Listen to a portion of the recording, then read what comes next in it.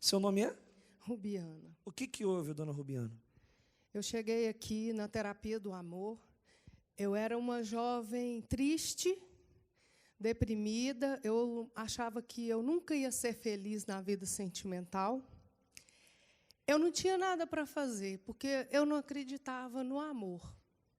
Eu cheguei decepcionada, sozinha, fui criada para estudar, para fazer uma faculdade, para ser bem-sucedida. E o tempo foi passando, quando eu olhei para trás, eu era uma moça sozinha. Me sentia feia, minha família chegava a criticar, né? Nossa, meu pai mesmo falou uma vez, o que tem essas mulheres, tudo velha, solteira, dentro de casa?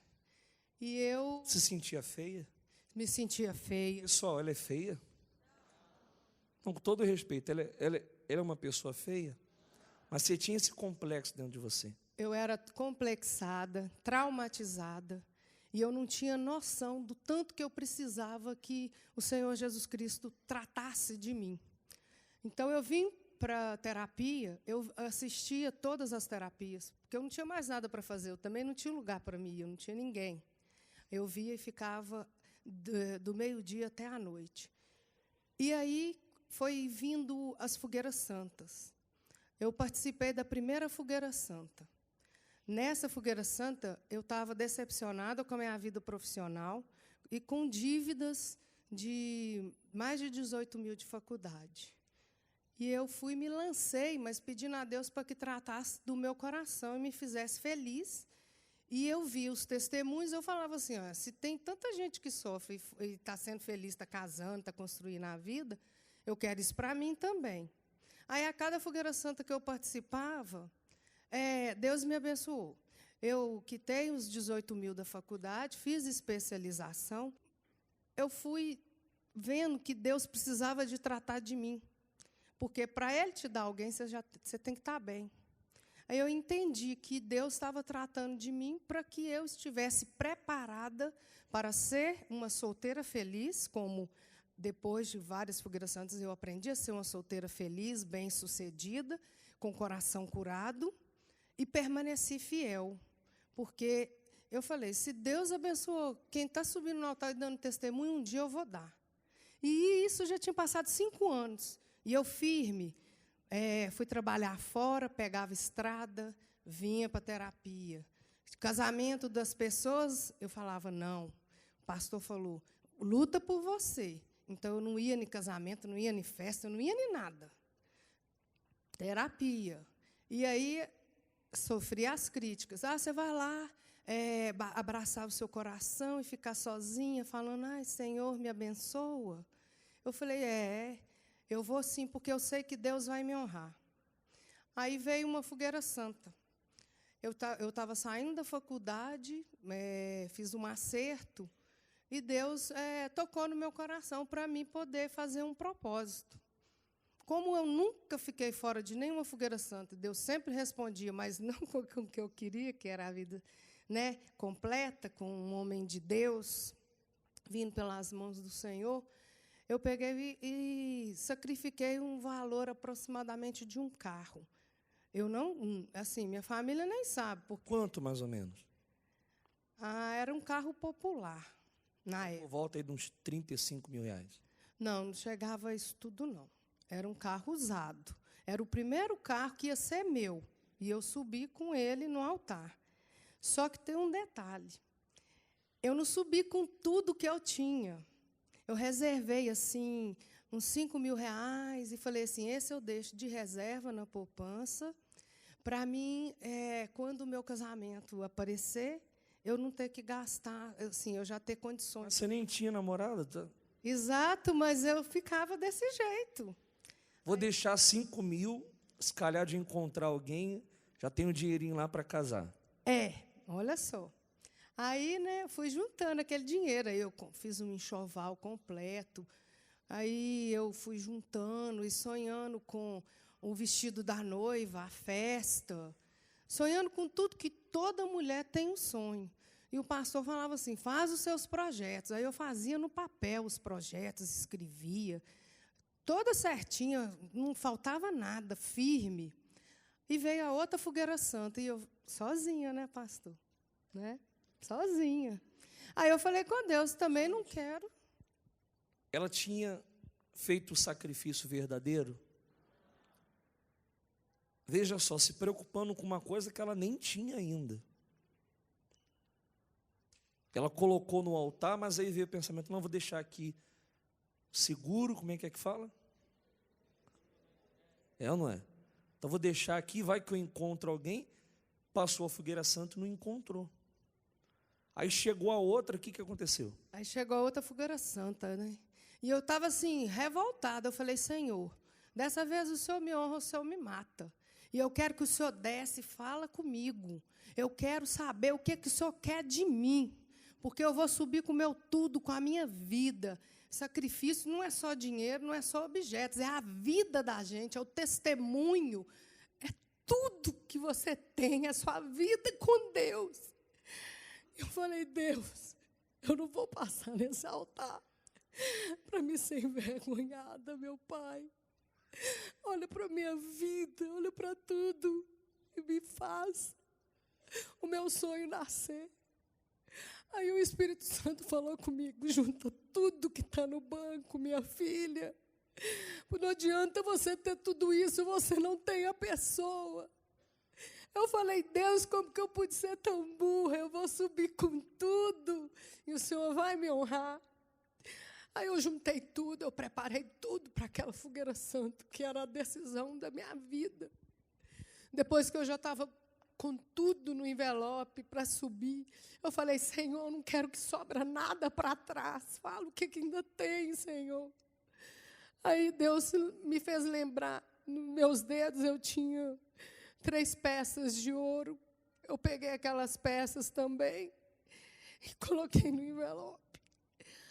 Na hora que eu passei no altar, o Senhor falou comigo, eu vou te abençoar. Você colocou o Pai, o Filho e o Espírito Santo na sua vida. Depois disso, pastor, foi no final de ano, eu vinha para terapia. Aí eu entrei na igreja e falei, hoje o culto vai ser diferente, Senhor. Unge os meus olhos, porque eu não quero um homem no mundo, eu quero um homem do Senhor, escolhido pelo Senhor, porque eu me guardava para o meu esposo, eu não queria qualquer um. Aí eu falei, Senhor, é aqui dentro da tua casa que o Senhor vai me mostrar o meu esposo. E o meu esposo estava no sacrifício, e eu não conhecia. E ele estava fazendo o mesmo sacrifício para ele ser abençoado aquele ano. Ele veio comigo hoje meio-dia, e agora ele está no plantão, por isso que ele não está aqui. Aí eu entrei, sentei. A hora que eu olhei para o lado, eu vi o meu esposo. Olhei assim e comecei a observar se ele era solteiro mesmo, se ele vinha aqui, se ele dizimava, se ele ofertava, como que eram as atitudes dele, se ele não faltava. Né? Fiquei observando por um bom tempo, mas aquela timidez não aproximava. Eu falava assim, Senhor, esse ano, isso era final da fogueira santa, de final de ano, eu falava assim, até dia 31 minha vida tem que ser transformada. Aí, quando o pastor chamou os solteiros para orar aqui na frente, eu vim, fiquei perto dele. Ele não olhava para mim, não, ele nem me via. Mas eu fiquei do lado dele, encostei meu cotovelo assim nele, como quem não quer nada. E todo mundo orando, e eu olhando para ele assim, com meio assim, aquele rabo de olho, né? Aí eu falei assim, Senhor, a tua palavra diz que a mulher virtuosa, ela examina uma propriedade, ela adquire. Que o Senhor examine esse homem, meu Pai, do alto da cabeça às plantas dos pés. E eu quero adquirir ele como meu esposo. E eu falei isso, pastor. E aí veio o culto de virada de ano na igreja. Eu falei com Deus que o ano não podia virar sem eu ter minha vitória. Quando foi dando meia-noite, aí virou o ano, né? 10 minutos de um novo dia. Eu saindo aqui nesse corredor, quem estava saindo junto no meio do tumulto e a gente encosta um no outro? Tal do cotovelo. O cotovelo.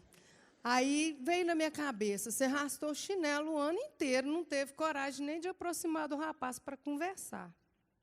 Você vai entrar o ano arrastando chinelo de novo? Aí eu fui e falei, não, Espírito Santo, o Senhor vai me dar coragem. Aí eu fui, cheguei, perto dele, né? E falei, Senhor, é agora. Eu olhei, eu já sabia que ele fazia terapia, já tinha um bom tempo, que eu já observava. E que ele era solteiro e não tinha ninguém. Aí ele parado assim, eu fui e falei, ei, ele achou que eu estava pedindo lugar para passar. Aí eu falei assim, não, estou te cumprimentando, tudo bem?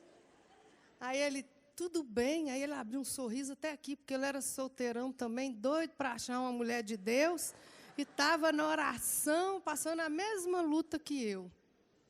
Aí, na hora que eu estendi a mão para pegar na mão dele, eu já olhei no olho dele assim e falei assim, tá ligado, a minha vitória com a sua é esse ano. Mas foi assim mesmo, na fé, que eu falei assim, agora é meu Deus. E aí, a partir disso, a gente fez amizade, nós começamos a conversar, aí eu conversei com o pastor, aí o pastor me orientou, aí o pastor foi, entrevistou ele, e eu fui fazendo teste com ele, falando que a igreja exigia muitas coisas para poder autorizar um namoro. Aí ele, cada dia mais, ele aceitava todos os desafios. Aí a gente marcou uma entrevista, o pastor autorizou o namoro, me abençoou. Aí eu consagrei o meu namoro no altar. Aí eu consagrei o meu noivado aqui nesse altar. Eu consagrei e casei e vim na igreja apresentar meu casamento na terapia. Detalhe, quando as pessoas casam, a maioria não tem muitas condições. E eu tinha colocado tudo no altar, então está sem nada, né? Eu não sei explicar. O meu esposo também tinha colocado tudo no altar. Ele não tinha nada, ele tinha conta para pagar. Nós casamos, compramos um apartamento na planta, que a gente vai receber agora, avaliado em quase R$200 mil. Eu tive lua de mel. Eu tive dia da noiva, eu tive um casamento maravilhoso, eu tive festa, eu tive carro importado para me trazer, para me levar para todos os lados. E eu fiz 2 viagens maravilhosas. E tudo que eu e o meu esposo, que na época a gente namorava, e continuamos sacrificando na Fogueira Santa. Aí a gente saía para comer só um cachorro-quente, porque tinha que juntar dinheiro para casar. Tudo que a gente não fez durante o nosso namoro, nós desfrutamos na nossa lua de mel. Para a honra e glória de Jesus Cristo. E não foi só isso, porque muitas pessoas conhecem essa parte do testemunho. Mas depois que a gente casou e que Deus, né, consolidou a alegria do meu coração e do meu esposo, o meu esposo tinha o sonho de ter um filho. Eu tinha, mas como eu tinha a vida de trabalho, muitas coisas, e quando a gente casou, eu exigi, né, os exames pré-nupciais, aquela coisa toda. Aí o médico falou assim, se vocês pretenderem ter filho, depois que passar um tempo, tem que fazer tratamento para ter filho, porque pelos exames aqui tem uma certa dificuldade. Aí veio uma Fogueira Santa na terapia do amor. Eu estava fazendo para o meu casamento, porque a gente tem que estar lutando sempre. Porque hoje em dia, para você ser feliz, você tem que estar com a vida no altar. Aí eu passei com meu esposo. Eu não sabia que ele estava fazendo propósito, pedindo a Deus um filho. Aí, na hora que eu passei no altar, eu coloquei a mão na minha barriga, sem pensar, e falei, Senhor, consagro o meu útero a Ti. Se for para nascer um filho do Senhor, para Te honrar no altar, que o Senhor me dê um filho. Aí, quando estava vindo a outra Fogueira Santa, eu já estava grávida. E hoje meu filho nasceu, né? Eu já tenho um bebezinho lindo, ele tem 2 anos. Aí, além disso tudo, eu tinha passado em 2 concursos públicos, só que era no interior. Como eu casei e vim para cá, aí eu tinha que mudar para Belo Horizonte, né? E como que eu ia fazer? Eu tive que pedir exoneração nos 2 concursos lá e ficar aqui aguardando uma vaga de emprego. Eu sou assistente social, especialista em atendimento à dependência química.